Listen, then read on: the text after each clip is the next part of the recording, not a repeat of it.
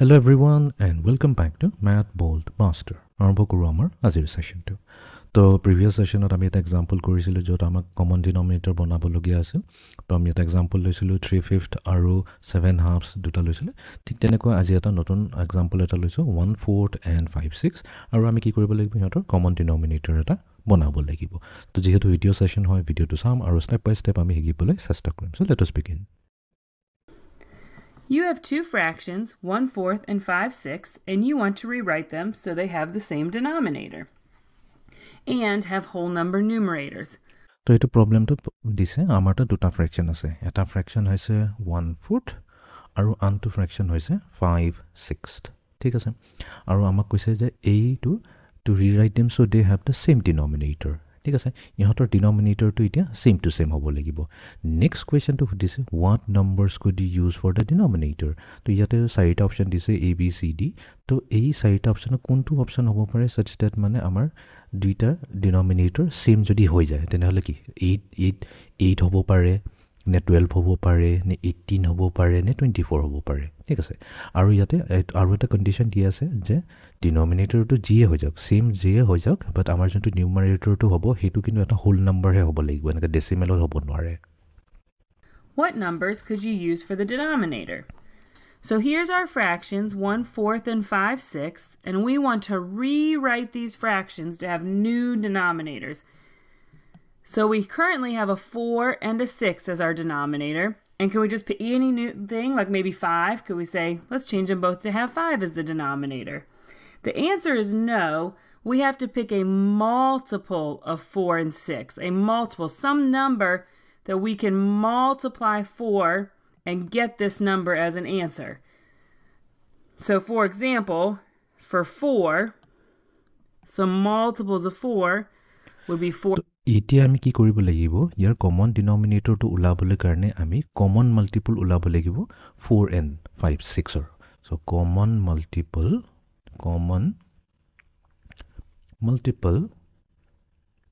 of 4 and 6। তো 4 আৰু 6 ৰ কমন মাল্টিপলছ কিনি আমি উলাব লাগিব আৰু এটোটো অলৰেডি আমি শিকি থৈছো ভালদৰে কমন মাল্টিপলছ কেনেকৈ ওলাই। তো প্ৰথমতে আমি 4 ৰ মাল্টিপলছ বোৰ লাইলাম। তো 4 ৰ মাল্টিপলছ বোৰ কি হ'ব? তো 4 ৰ মাল্টিপলছ হ'ব আমাৰ 4 হৈ গ'ল 8 হৈ গ'ল 16 হৈ গ'ল 4 1 যা 4 4 2 যা 8 4 3 যা 12 যা একচুয়ালি 12 হৈ যায়। আমি 4 ৰ মাল্টিপল টেবুলৰ নাম্বাৰখিনি ল'লে হৈ গ'ল সেইখিনি হৈ যাব 4 ৰ মাল্টিপলছ। 16 আহি গ'ল তাৰপিছত 20 আহি যাব তাৰপিছত 24 আহি গ'ল তাৰপিছত 28 আহি গ'ল। তো এনেকাকৈ গৈ থাকিব। ঠিক তেনেকৈ আমি 6 ৰ কমন মাল্টিপলছ ল'ব পাৰিম। তো 6 ৰ টেবুলছত কি আহে 6 আহিব 6 2 যা 12 6 3 যা 18 6 6 যা 6 3 যা 18 6 4 যা 24 6 5 যা 30 তেনেকাকৈ এইটো গৈ থাকিব। ঠিক আছে। 4 times 1 is 4, 4 times 2 is 8, 4 times 3 is 12, and so on. Those are multiples of 4. And let's just pause here and look at why we have to pick a multiple of 4 and 6. Why we can't just pick any number, but we have to pick a multiple of our denominators. এতিয়া next কুৱেশ্যনটো মনত আহিব যে ঠিক আছে তো আমাকতো দুটা ফ্ৰেকশ্যনহে দিছে আমি লগে লগে মই কৈলোঁ কি কমন মাল্টিপল ওলাব লাগিব 4 and 6। কুৱেশ্যনটো মনত আহিব যে আমি কমন মাল্টিপলনো কিয় লৈছোঁ মানে 4 ৰ মাল্টিপলখিনি কিয় ওলাইছোঁ 6 ৰ মাল্টিপলখিনি কিয় ওলাইছিলোঁ আমিতো যিকোনো নাম্বাৰে ল'ব পাৰিলোহেঁতেন কেলেনো কমন মাল্টিপলখিনি আমি উলিয়াইছোঁ। So the fraction we were just talking about was 1/4. We could look at either one, but let's look at 1/4. Here we have a picture showing fourths.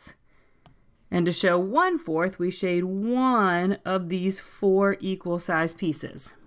এতিয়া 1/4 বুজিবৰ কাৰণে সবতকৈ ইজি টেকনিকটো হৈছে আমি কি কৰিম এটা সাৰ্কেল এটা ল'ম আৰু এই সাৰ্কেলটোক আমি 4টা ইকুৱেল পাৰ্টছত ডিভাইড কৰি দিলোঁ। দুটা ইকুৱেল পাৰ্ট হৈ গ'ল মাজেৰে যদি কাটি দিওঁ আমাৰ 4টা ইকুৱেল পাৰ্ট হৈ গ'ল। যেহেতু আমাক 1/4 লাগে 1/4 লাগে তো তাৰমানে আমি কি কৰিম এটা পৰ্চনক আমি শেড কৰিলোঁ। তো এইটো হৈ যাব 1 out of 4। তো এইটো হৈ গ'ল 1/4। Well, maybe I want to change this and I want to say I want 2. I want 2 as my numerator. So to have a numerator of 2, I'm going to need to split this fourth up here into 2 pieces. Now I have 2 shaded pieces. So can I say this is 2, 1, 2 out of 1, 2, 3, 4, 5 pieces? It's not 2/5 because these are not equal size pieces. So if I split this fourth right here in half, I need... So here, it's an interesting question. So let's say, I mean, numerator to originally 1 ase, ebar I mean numerator to 2 banabo bisariso.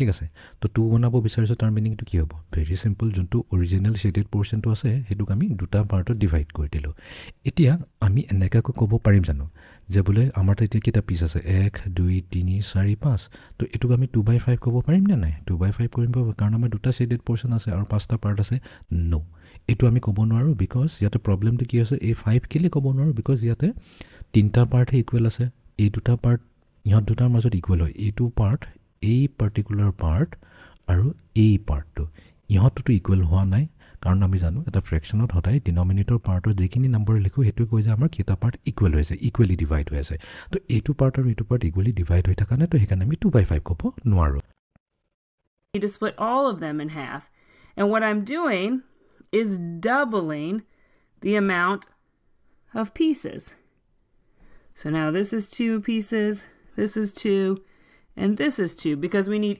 equal size pieces.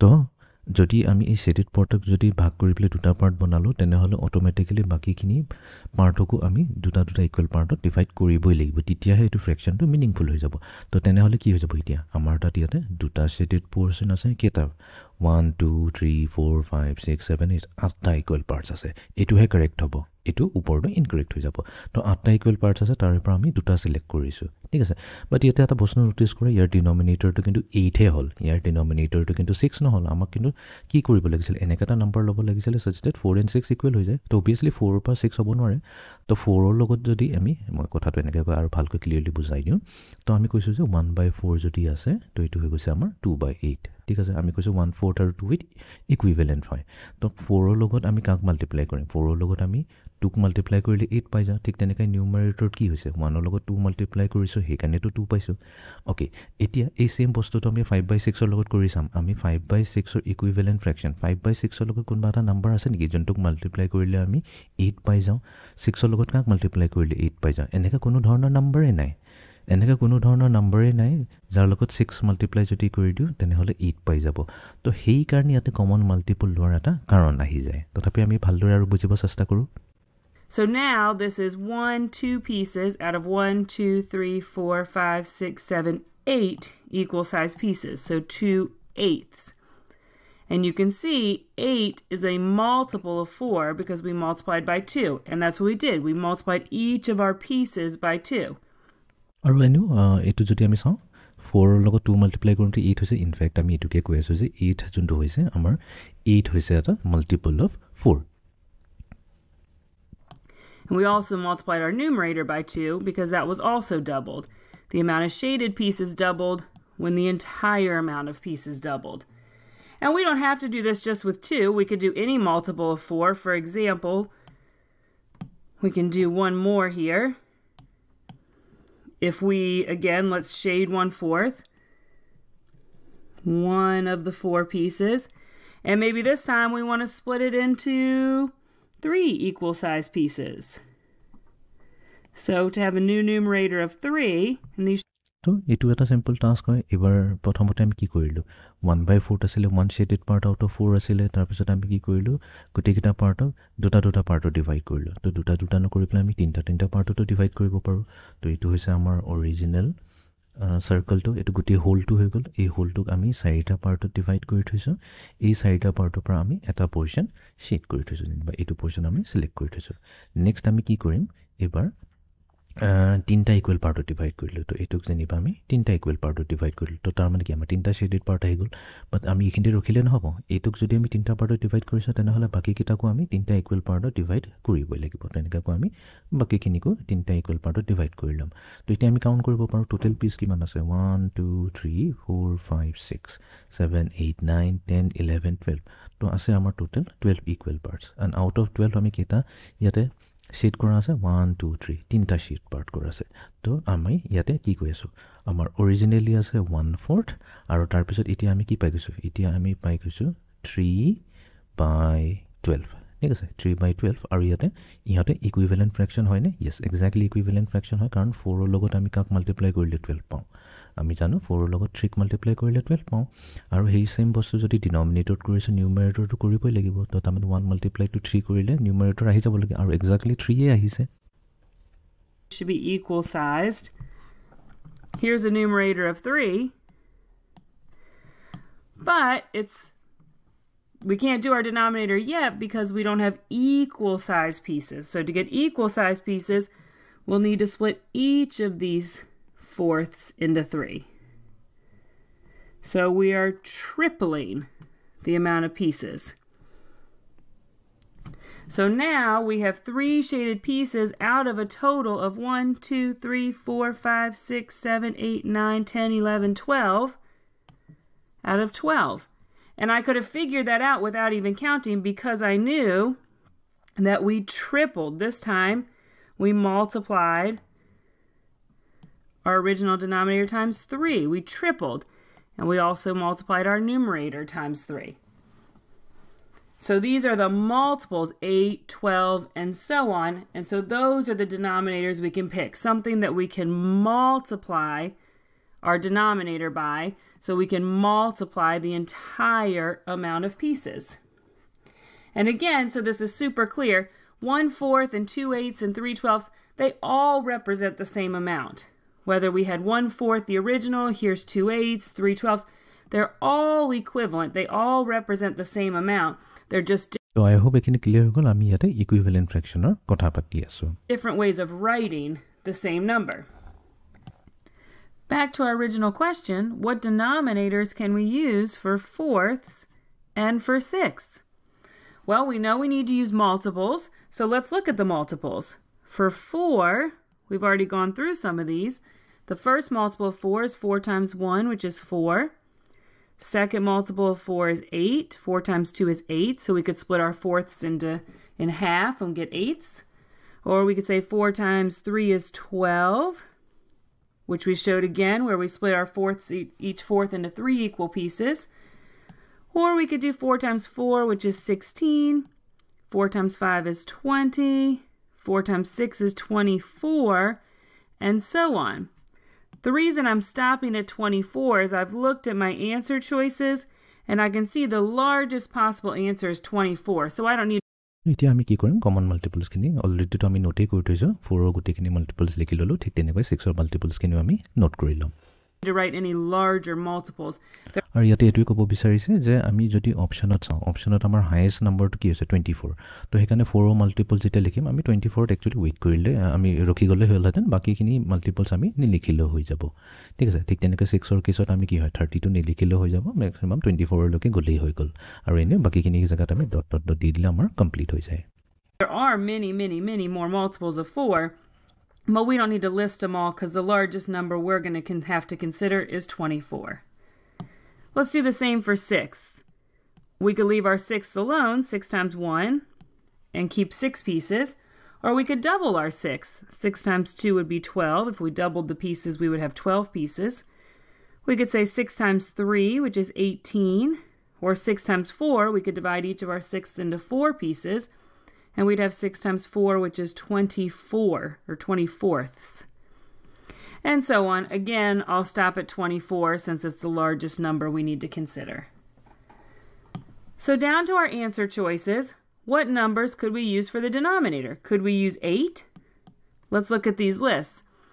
8. So এতিয়া কোৱেশ্চনটো আহিছে আমি যেহেতু common multiple খিনি লিখি ললো what numbers could you use for the denominator তো এই 1/4 আৰু 5/6 ৰ কমন ডিনোমিনেটৰ বনাবৰ কাৰণে আমি কি কৰিম কোনটো নম্বৰ ইউজ কৰিব পাৰিম প্ৰথম অপচনত দিছে 8 জানো আমি ইউজ কৰিব পাৰিম 8 আমি ইউজ কৰিব নোৱাৰিম কাৰণ ইয়াতে ক্লিয়াৰলি দেখাই গৈছে যে আমাৰ 8 হৈছে 4 ৰ কমন 4 ৰ multiple 8 is a multiple of 4 বাট যদি আমি 6 ৰ টেবুলত চাওঁ 6 ৰ টেবুলত কিন্তু 8 নাহে কাৰণ 8 এতিয়া 6 ৰ মাল্টিপল নহয় সেই কাৰণে আমাৰ ইয়াতে এই ইস্যুটো হৈছিল যে 6 4 ৰ লগত 2 মাল্টিপ্লাই কৰিলে 8 টো আহি যায় বাট 6 ৰ লগত এনেকা কোনো নম্বৰে নাই যাৰ লগত মাল্টিপ্লাই কৰিলে আমি 8 পাম তো সেই কাৰণে আমি অপচন এ টো সিলেক্ট কৰিব নোৱাৰো Is a multiple of 4 so we could definitely split fourths into 8s but 8 is not a multiple of 6 so we cannot split 6 into 8s so 8 will not work as a denominator for both fractions. How about 12? 12 we can see as a multiple of 4, and we showed that. We drew that already. And 12 is a multiple of 6. We could split our 6 into 2 equal pieces each, and we would have twelfths. So 12 does work. 12 is a denominator, a common denominator for fourths and sixths. So এতিয়া আমি যদি next নাম্বাৰটো চাওঁ যোনটো হৈছে আমাৰ 12 এতিয়া 12টো যোনটো আছে 4ৰ মাল্টিপল হয় আকৌ 12 দেখা গৈছে এইটো 6ৰ মাল্টিপল হয় যেহেতু এইটো একচুয়ালি কি হয় কমন মাল্টিপল হয় কমন কাৰণ 4ৰ টেবুলতো আছে 6ৰ টেবুলতো আছে এখানে আমি এটা কমন মাল্টিপল বুলি কৈছে কমন ওয়াৰ্ডটো ইউজ কৰা হৈছে বাট ইয়াৰ মিনিংটো এইটোই হৈ গ'ল যে 4ৰ লগত আমি এনেকা এটা নাম্বাৰক মাল্টিপ্লাই কৰিব পাৰিম such that denominator 12 আহিব ঠিক আছে আৰু 6ৰ কেছতো যদি আমাৰ ডিনোমিনেটৰটো 6 হয় এই 6ৰ লগত এনেকুৱা এটা নাম্বাৰক মাল্টিপ্লাই কৰিলে 12 আহিব তেতিয়া 1/4 আৰু 5/6 দুইটাৰে ডিনোমিনেটৰ কমন হ'ব তো তাৰ মানে ইয়াতে আমি 12 সিলেক্ট কৰিব পাৰিম 18 is here on the 6th. We could split 6 into 18 because 18 is a multiple of 6, but it is not a multiple of 4. So we can rule out 18. 18 is not a common denominator. এতিয়া next 18ৰ কেছত যদি আহি যাওঁ 18 টো 6ৰ টেবুলত আছে মানে 6ৰ multiple হয় বাট 18 টো 4ৰ মাল্টিপল নহয় যেহেতু 4ৰ মাল্টিপল নহয় ইয়াৰ ইনডাইৰেক্ট মিনিংটো এইটোৱে হয় যোনটো আমাৰ অৰিজিনেল ফ্ৰেকশনটো দিয়া আছে 1/4 আৰু 5/6 আমি obviously 6ৰ লগত যদি এটা নাম্বাৰ মাল্টিপ্লাই কৰিটো যোনটো হৈছে আমাৰ 3 6ৰ লগত যদি আমি 3 মাল্টিপ্লাই কৰিটো ডিনোমিনেটৰ 18 আহিব তো ইয়াতে কৰিছো তো নিউমাৰেটৰ obviously আমি কৰিব লাগিব মাল্টিপ্লাইড বাই 3 15/18 হৈ যাব এটো এটা ইকুইভ্যালেন্ট হৈ যাব বাট আমাৰ যদি আমি 1/4 ৰ ডিনোমিনেটৰটোক 18 কৰিব বিচাৰো এনে হলে 4 ৰ লগত এনেকা কোনো নাম্বাৰই নাই 4 ৰ লগত মাল্টিপ্লাই কৰা এনেকা কোনো নাম্বাৰই নাই such that 18 আহি যায় তো তাৰ মানে আমি তো খালি 6ৰ কেছতহে আমি ডিনোমিনেটৰটোত 18 ল'ব পাৰিম যদি আমি 1/4 লওঁ তেনেহলে তাৰ ডিনোমিনেটৰটোক 18 বনাব নোৱাৰিম And 24, you may remember, was the last number we wrote on both of. So yes, 24 could be a denominator for fourths and sixths. So we could use either 12 or 24, and there's a lot more numbers we could use too as common denominators, but from these choices, we could use 12 or 24 as a common denominator for fourths and sixths. So ইয়াতে next numberটো যদি চাওঁ যোনটো হৈছে আমাৰ 24 তো এটা 24 টো 4ৰ মাল্টিপলটো আছে 6ৰ মাল্টিপলটো আছে তো তাৰ মানে আমি 24 টো ইয়াতে ইউজ কৰিব পাৰো আৰু যদি আমি আৰু নাম্বাৰবোৰ লিখি দিও তেনেহলে আৰু আমি বহুত নাম্বাৰ পাম যোনটো 4 আৰু 6ৰ কমন মাল্টিপল হৈ যায় তো এতিয়া এইকিটাই হৈছে আনসাৰ তো আনসাৰ হৈছে অপচন বি আৰু অপচন ডি আমাক কৈছে কমন ডিনোমিনেটৰটো কি হৈ যায় তো 12 ফৰ এক্সাম্পলটো যদি লওঁ তেনেহলে ভেৰি সিম্পল আমি 4 ৰ লগত কাক মাল্টিপ্লাই কৰিম 3 ক মাল্টিপ্লাই কৰিলে আমি 12 পাই যাওঁ 4 times 3 আৰু তেনেহলে নিউমাৰেটৰ 1 টোক 3 ৰে মাল্টিপ্লাই কৰিব লাগিব তো 3/12 তো আমি কম যে 1/4 হৈ গল ইকুৱেলস টু 3/12 নেক্সট আছে আমাৰ 5/6 এতিয়া 5/6 ৰ 6ক কাৰ লগত মাল্টিপ্লাই কৰিলে 12 পাই যাম 2 লগত তো যেহেতু আমি জানো 6ক 2 লগত মাল্টিপ্লাই কৰিলে 12 পাই যাম তেনেহলে নিউমাৰেটৰ 5 কো 2 লগত মাল্টিপ্লাই কৰিম আমি পাই যাম 10 তো এতিয়া আমাৰ কি হ'ল দুইটাৰে ডিনোমিনেটৰ সেম টু সেম হ'ল এটা হৈ গল 3/12 আৰু এটা হৈ গল 10/12 আৰু 24 যদি কৰো 24 কৰিবলৈ হলে আমি কি কৰিব লাগিব 24 কৰিবলৈ হলে আমি 4ক মাল্টিপ্লাই কৰিব লাগিব 6ৰ লগত 4 times 6 24 হৈ যায় তো তাৰ মানে 6ক 1ৰ লগত মাল্টিপ্লাই কৰিব লাগিব 6/24 হৈ যাব আৰু এইটো কেছত আমাৰ হৈ গৈছে 6ক কাৰ লগত মাল্টিপ্লাই কৰিম such that 24 হৈ যায় 4 তো ডিনোমিনেটৰ 6ক 4ৰ লগত মাল্টিপ্লাই কৰিলে 24 হৈ যায় তো সেম হে নম্বৰ 4 তাইটো কৈছো ইনটু 4 তো সেম নম্বৰ 4ক 5ৰ লগত মাল্টিপ্লাই কৰি দিব লাগিব তেতিয়া আমি পাই যাম 20 তো ইয়াতে 6/24 আৰু 20/24 আমি চাম দুইটাৰে ডিনোমিনেটৰ সেম টু সেম আছে And just a note, lots of times people like to use the smallest one, the least common denominator, which in this case is 12. And it makes a lot of sense because it's easier to do computation with smaller numbers. But you don't absolutely have to use the smallest one. You could use 12ths or 24ths or lots of other options. But again, 12ths is probably the simplest one to work with just because generally it's easier to work with smaller numbers. But for this question, the common denominators we can use from these choices for fourths and sixths are 12 and 24.